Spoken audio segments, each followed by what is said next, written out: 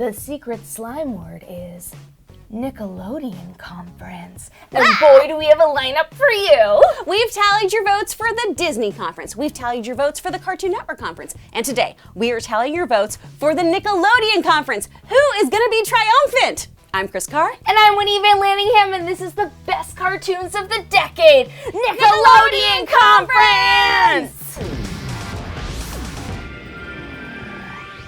I'm gonna be honest, Chris, over the past decade, Nickelodeon's animated lineup has mostly been coasting on old heavy hitters. With SpongeBob and Fairly OddParents retaining their S-tier status, we haven't seen the same boom in fresh animation that we saw on Disney and Cartoon Network. That said, there were still several notable additions to the Nickelodeon lineup. For sure!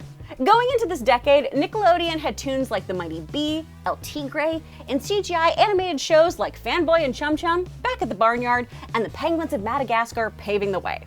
Nick truly found a fascination with CG-based series during that era because we also got the Jimmy Neutron spin-off Planet Sheen, Robot and Monster, and Rabbids Invasion. DreamWorks must have been busy too, because in addition to Penguins, they also put out Kung Fu Panda Legends of Awesomeness, and a single season of Monsters vs. Aliens before severing ties with Viacom and moving distribution over to Fox. One of the most notable CGI series, however, came with the 2012 reboot of the Teenage Mutant Ninja Turtles. While this series didn't run as long as its predecessor, this outing of the TMNT became a favorite for fans new and old. On the traditional animation side of things, Fairly OddParents creator Butch Hartman spearheaded Tough Puppy in 2010. Then, in April of 2012, the follow-up to the massive hit Avatar: The Last Airbender premiered. Following the next incarnation of the Avatar, The Legend of Korra took the world building of Avatar to an industrialized era and made mixed waves amongst fans. By the mid-2010s, Nick had decided to slow on CGI and started to air a new wave of cartoon comedies with Sanjay and Craig, Breadwinners, Harvey Beaks, Pig Goat Banana Cricket, and The Loud House. The network wasn't afraid to import CGI, however, and it introduced American audiences to the Sailor Moon-inspired French series Miraculous Tales of Ladybug and Cat Noir. This show has since blown up internationally and moved syndication to Disney, but for a brief period, this series shared a network with The Sponge. Towards the end of the decade, Butch Hartman finished out his career with Nickelodeon after the end of Fairly OddParents and the short-lived series Bunsen is a Beast. Nick also took a stab at a narrative-heavy cartoon with Welcome to the Wayne, but on the surface attempted to encapsulate the same spirit as Gravity Falls and Adventure Time. Then there was the animated spin-off of the hit series Henry Danger with Adventures of Kid Danger that took a comedic look at superheroics. However, the real action-oriented comic book heroes to emerge, or rather re-emerge at this time, were the Teenage Mutant Ninja Turtles. In Rise of the Teenage Mutant Ninja Turtles, the TMNT got a fresh new coat of paint and new weapons to boot. Now, as we move into the 2020s, Nickelodeon has opened up a brand spanking new slate to feature the Loud House spin-off The Casagrandes, and upcoming tunes such as Glitch Tex, It's Pony, Adventures in Wonder Park, a reboot of the Rugrats, and a de-aged SpongeBob series, Camp Coral. Also, with Netflix and Nickelodeon officially teaming up in the streaming venue, we're wishing hard for the movies Invader Zim, Enter the Flurpus, and Rocko's Modern Life Static Cling to lead to something more permanent. There's nothing official confirmed, I just want more Zim, you guys! But with all that said, who will be Nickelodeon's champion and the best cartoon of the 2010s tournament? Let's put these Nicktoons to the test, starting with match number 1. In match number 1, we have Teenage Mutant Ninja Turtles. The 2012 3D animated series, Teenage Mutant Ninja Turtles brings a new storyline to an old classic. Like its predecessors, the story follows Leonardo, Donatello, Michelangelo, and Raphael as they develop mutant powers after an altercation with the alien Krang. And also in match 1 is Rise of the Teenage Mutant Ninja Turtles. Not only are the turtles we know and love revealed to be all different types of turtles in this series, even their weapons and powers are totally new and totally awesome this time around, as the gang taps into mystic ninja powers they never knew existed. So in match number 1, we have 2 turtle shows. Cowabunga, very different. What's the big difference between these shows though? And did we need both of them? We absolutely did. I don't know, man, growing up, we had the 80s Turtles, we had the 90s Turtles. Do we need more turtle shows? Heck yes we do, because these ones tell a completely different story. It's so interesting, and for people who grew up with those live action movies, I think a lot of us really didn't know that there were comic books. Oh yeah. And that's what these shows really are grounded on, are the comic books that are talking about the mutagen that tie into the Daredevil storyline, which is crazy and so fun to know about.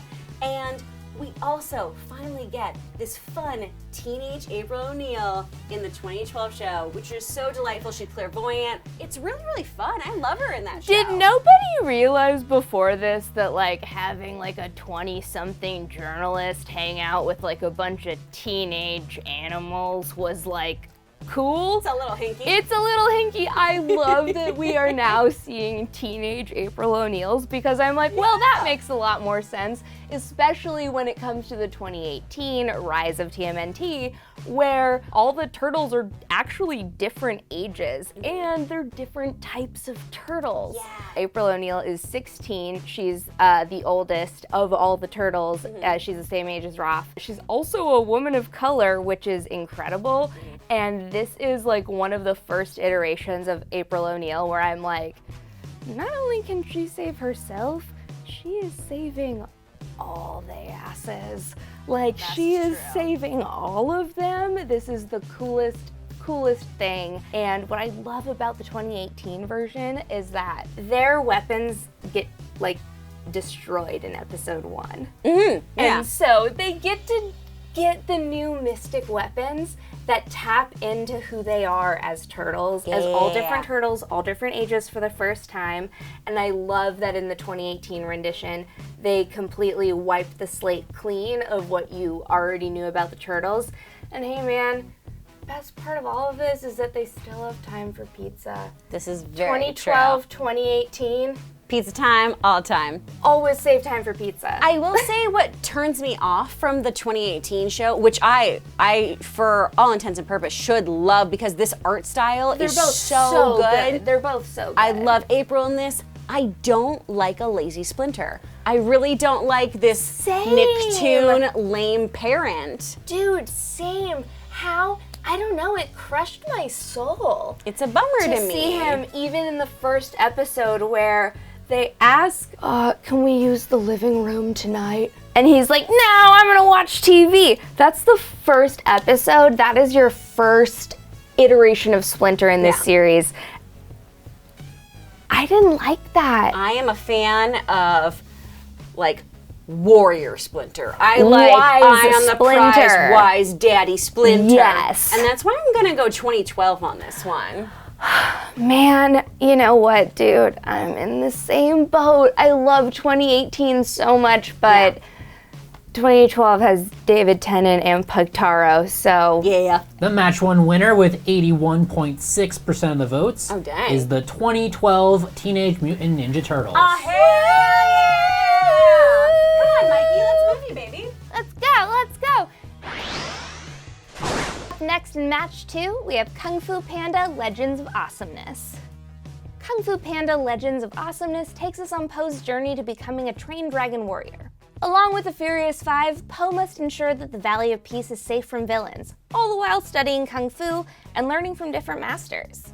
And up in match number 2 against Kung Fu Panda, The Legend of Korra. The Legend of Korra picks up 70 years after the events of Avatar: The Last Airbender took place, bringing with it a whole new generation of Avatar. And as the master of bending all 4 elements, Korra must maintain balance and peace in the world.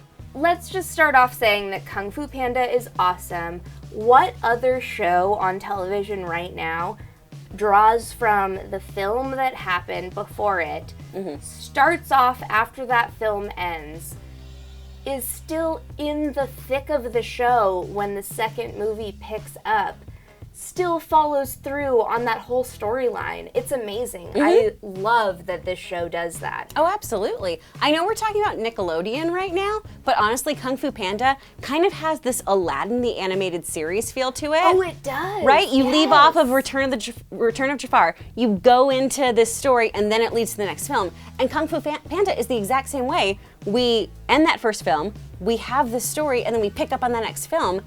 It does a really good job of continuing the story and building on all these characters. It does, and something that I think is really important to state in this Nickelodeon bracket is that a lot of these shows are geared towards younger audiences. When I was watching Kung Fu Panda, oh my gosh, I never felt like a bored babysitter waiting to blow my brains out. Like, I didn't feel like that. I was actually watching the show. I actually liked it. And I think that that's so rare in a show geared towards younger audiences. Absolutely. And we still have some of the same voice cast too. We've got Lucy Liu in there. Yes. You know, and we don't have Jack Black, but that sound-alike is insane. Is so good. He is so good. What an amazing sound-alike. It's so important to have that kind of foundation with VO acting, and to have someone like that at the helm of your show, come on. So good. Oh my gosh, so amazing. But you guys are locking in Kung Fu Panda? No. We both. What am I wearing, Brett? Listen. I am an Avatar fan. Yes. So. Oh my God. Up against that is Legend of Korra. Dude, my girl. I know you got this. My girl. I love her. Okay, and I know for a lot of people, Korra is a slow burn, right? Because we're getting this new Avatar series. And it's kind of in the same way that for people, when we get a new Doctor in Doctor Who, we go, ugh, I hate them. And then by the end of it, we're like, but we love that one and we don't want a new one.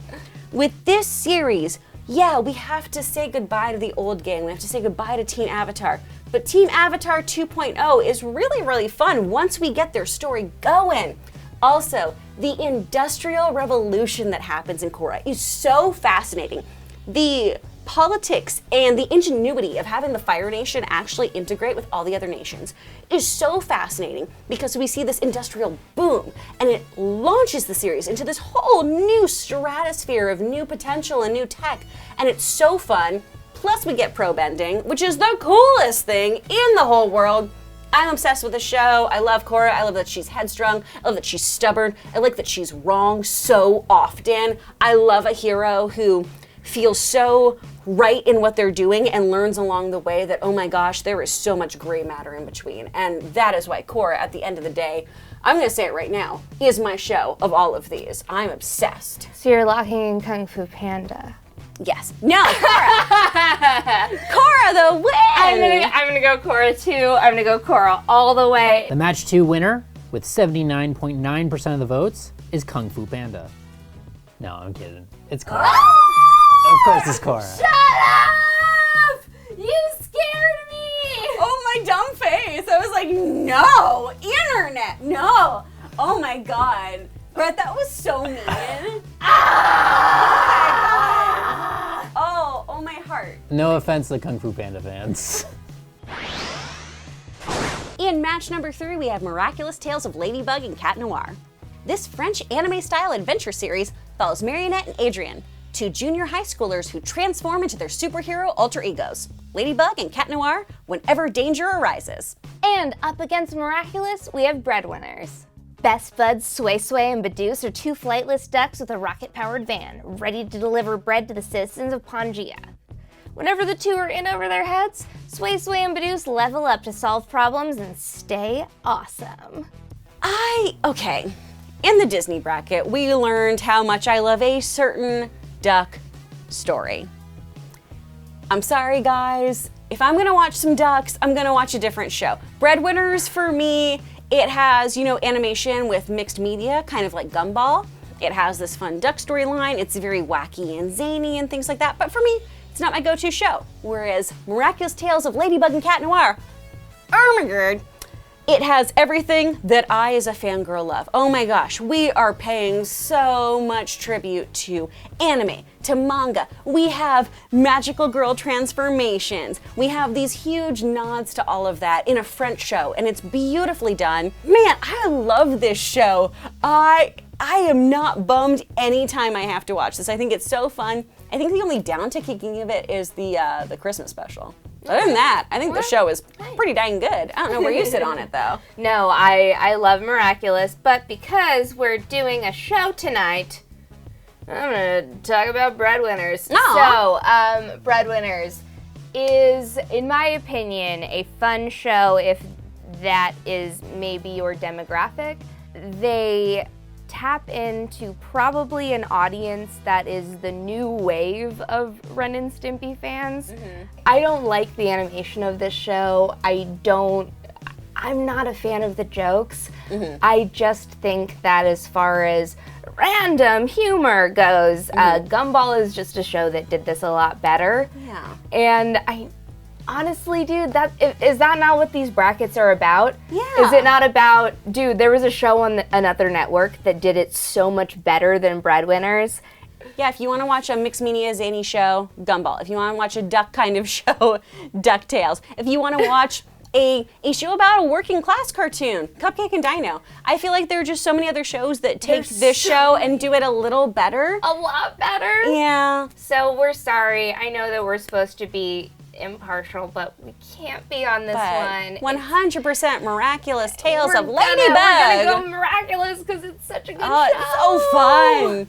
The match 3 winner, with 75.7% of the votes, is Miraculous Tales of Ladybug and Cat. Yes! Internet! Yes.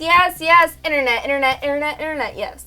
Oh, yes, man. Yes. Thankful. So far, I'm really happy with everyone's choices, and it's strong choices, too. Oh, yeah, and it looks like we're all kind of on the same page right now. Yeah, which is very rare. That's good. No one agrees with us. I hope it doesn't come to match 4. And starting off match number 4, the Loud House. Okay, imagine being the only boy in a giant family with 10 sisters. That's the life of Lincoln Loud from the Loud House, a series about the chaotic nature of growing up in a big family. With the help of his best friend, Lincoln navigates the trials and tribulations of family life. Also in match number 4, we have Sanjay and Craig. How many adventures can one suburban neighborhood hold? When you're a boy with a talking snake, apparently there's plenty. Sanjay and Craig tells the story of Sanjay, a 12-year-old with endless passion for exploration and curiosity, and his talking pet snake, Craig. So, the Loud House. We have to credit so much to the Loud House to this channel, because if it wasn't for Loud House fans, we never would have done our first video together. Yeah. And we know how many of you are out there, and we support you and we love you. So thank you. Thank you so much. And so I've watched a lot of this show because of that. And one of the best things about it, honestly, is that it's a show that actually showcases so many different personality types, where a lot of shows don't quite tap into that.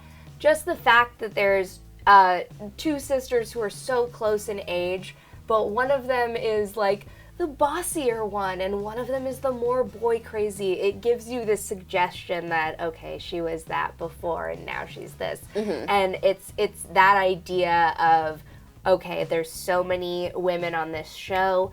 They all have very different non-gender specific personalities, which is what I love. Yeah. I love that you can see where the older ones bleed into the younger ones, and I think, oh man, it's so great. It's so great how many different types of people are exhibited on the show. I love the message at the end of every episode, which is just, dude, family is family. Yeah. And it's weird and it's hard, but at the end of the day, you love each other. Exactly. And there's so many kids out there that I think are feeling weird and feeling lost and feeling alone within their own families. And I think that this is really a show that speaks to those people and says, hey, you're feeling lost and alone.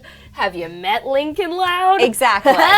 And it's like you were saying, a multitude of different personalities. And I'm so glad you talked about kind of this sense of inclusion in that family.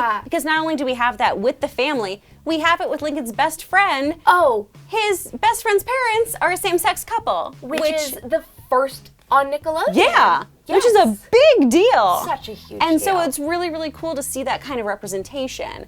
All that being said, I gotta say, Sanjay and Craig is like this sleeper cell hit. Like, no one I know knows about this show. And it's so good because it has this 90s nostalgia vibe, you know? It feels like watching old Rocko's Modern Life. It feels like a little bit like Doug sometimes. Yeah. And honestly, the thing it feels like most, and I found out the creators really were inspired by it, was Pete and Pete.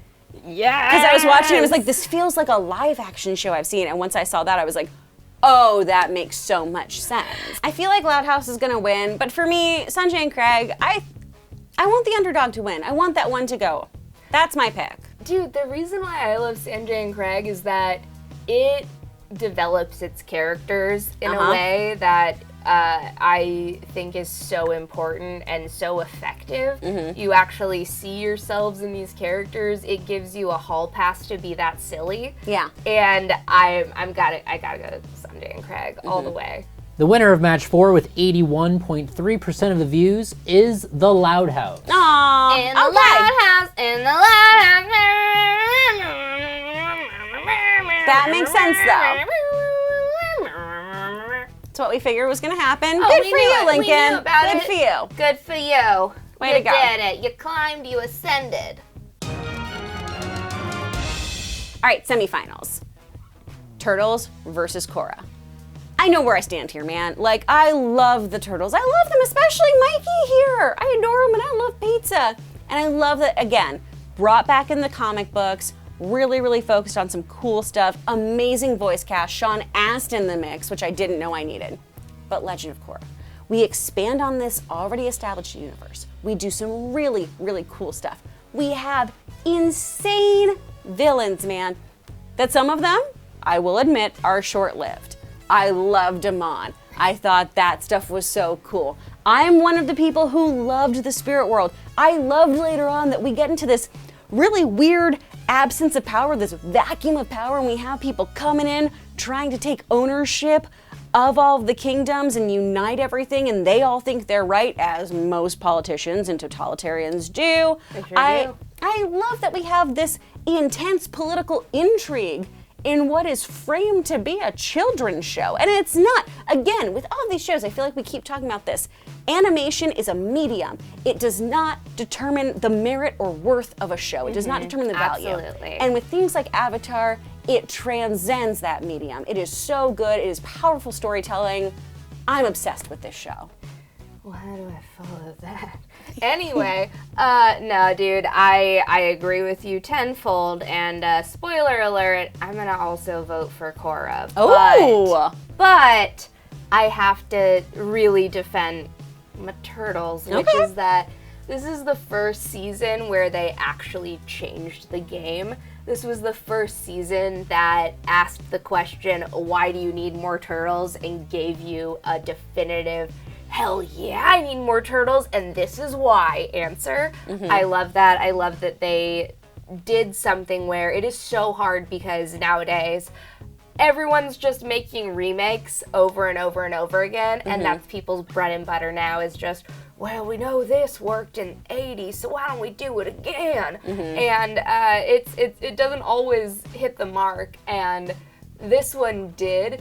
To me, 2012 Teenage Mutant Ninja Turtles is the reason to keep doing remakes. This is a good one. This is a very good one. This is a reason to continue something that so many people love so much. This show and 2018 are why you do that. You So, like, expand this is upon what Michael worlds. Bay should have done. This is what Michael Bay should have done. Okay. But that being said, again, we're talking about what defines a network.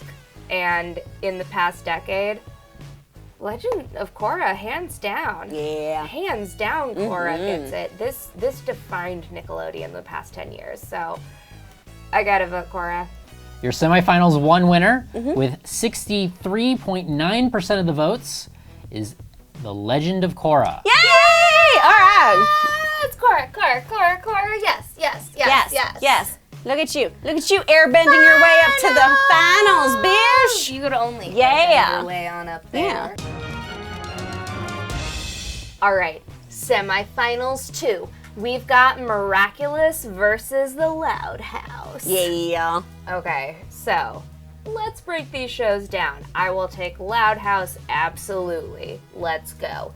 Love that it showcases different personality types. Yes. Love that there are 2 gay dads. Love that this show has a strong family message. However, what good do any of the 10 sisters do the show? They just threw 10 characters at us that none of us actually know. You can't just throw in a character and say, this one's an athlete, this one's a goth, this one likes comedy. Okay, go. They don't have any other, like, qualities, and I know that I'm gonna get a lot of flack from that. I know I'm very aware, but at the end of the day, like, when do their characters advance? Exactly. When do they talk to each other in a meaningful way? When are they anything but annoying to Lincoln? Well, and I think you kind of nailed it on the head there. I don't know if they're so much personalities. I feel like they're hobbies or clubs they would subscribe to. You know, being an athlete isn't a personality. That's just something you do. And so it feels so much like Kevin McAllister's family, too. They're terrible, they're horrible, you get this whole thing, oh my gosh, then we come to the end where we realize, hey, we actually love each other. That's every single episode. So we don't learn anything, we're just doing the same thing a lot of the time. I don't want to watch a show where you only learn something good about the other, like, 12, 13 characters of the show in the last 2 minutes. Exactly. I'd like to know something else about them beforehand. Whereas I feel with Ladybug, we do see some growth. And I think the biggest thing about Ladybug is that it is the central message to me is, wouldn't it be great if we could be ourselves 100% of the time? If we could be our most authentic selves every single moment of the day. And in this case, no, we can't, because we're wonderful special guardians and we're guarding ancient secrets, and sometimes things are bigger than us. You know, sometimes guarding something mystical and powerful and important is bigger than letting your high school crush know something about yourself. Right. And sure, we have some awkward moments, but that's also one of the wonderful things about the show, is we're seeing all of the growth that comes with being a teenager, navigating first loves, navigating school, navigating all of the social dynamics that come with these things. And on top of it, we have this really cool superhero aspect where we're learning really cool stuff along the way. Adrian's dad is one of the big bads. Like, that's insane. There's so much cool stuff building and building and building here that I think is just the making of what's a good superhero story, that sometimes if you just put aside, hey, it's, you know, a CGI animated French show, if you look at the actual story, if you just were to describe it to someone, they'd go, oh my God, that sounds like the coolest comic. I can't wait to get the next issue next Wednesday. Yes. And then it's, oh no, it's a cartoon for kids. It's amazing, and if you give it the chance, that's a great show, and that's the one I would vote for. I'm gonna vote for that one too. This one was very, very close. Oh. The semifinals 2 winner, with 47.4% of the votes. Second place had 41.7%. Whoa. The winner is Miraculous, Tales of Ladybug, and Cat Noir. Yes! Oh, that makes me really happy. Oh my God. Look at this lady duo. Look at this lady duo in the finals. Oh my gosh. Girl fight.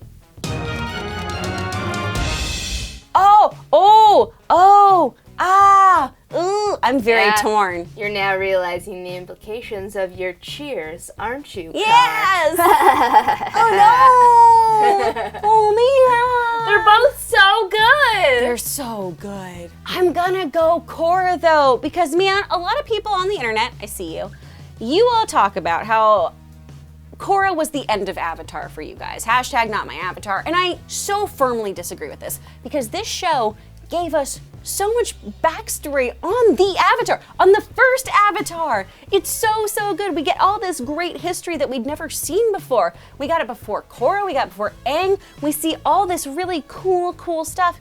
I think it's so well done, and sure, we can all talk about that ending and how Korrasami doesn't always feel organic to everybody and how it kind of feels like it came out of nowhere for some people. And I think a lot of that had to do more with the network than the show itself. But you know, at the end of the day, we have to look at that final product. But I think this show is beautiful. The legacy of the Beifong women, I mean, come on. This show is so good. I adore it. I am so into it. But Ladybug, you know, it also is the start of something new. It's inspiring other works, and it's really popular. And I'm sure for some people, that's their Avatar, so I don't know. Yeah, man, no. For the people who are just now coming into this, yes, Ladybug is an amazing show. However, let's talk about how those fight scenes do not match up to the fight scenes in Korra. Yeah. So that's why I'm gonna go ahead and vote Korra, because at the end of the day, man, Korra is a beautiful, complete series. It is a series where I feel very solid about, yes, the fights, yes, the storyline, yes, the everything. And with Ladybug, I'm like, the animation could be better. Yeah. Korra's beautiful. The animation could be better with Ladybug. The fight scenes could be better. You know, As far as Nickelodeon bracket goes, I'm gonna lock in Korra. I love Korra. Both shows do a lot of fun shipping and stuff, but the maturity and the depth of Korra, you gotta lock in Korra. You have to. You gotta do it. And the winner for Best Nickelodeon Cartoon, with 45.7% of the total votes, is Avatar: The Legend of Korra. Yes! Knew it. Get it, Yes, baby girl! Yes. Look at you. Yes. Oh, she bobs. She weaves. She goes up to the winner's circle! What show defines the decade better? This is the best Nickelodeon show in 10 years. It is so good. I think it's a tremendous show. I think it's so wonderful. And, you know, we talked about how like SpongeBob and Fairly Odd Parents and things like that were kind of the staples of this. To see something that has so much like mythos behind it and so much world building, I am so excited for this show. And that's a hell of a contender for our other brackets to go against. Oh, yes, it is. Hey guys, thank you so much for watching. Thank you so much for voting. Make sure you vote though for the streaming/wildcard bracket that we're gonna be doing next week. And hey man, if you're already hungover from this dose of cartoons we just laid upon you, click to the left of our face for more videos just like this. We've been Chris and Whitney. This has been Nerdwire. Thanks. We'll see you next time we ruin your childhood, Space Cowboy. Yeah. That was a good sign off.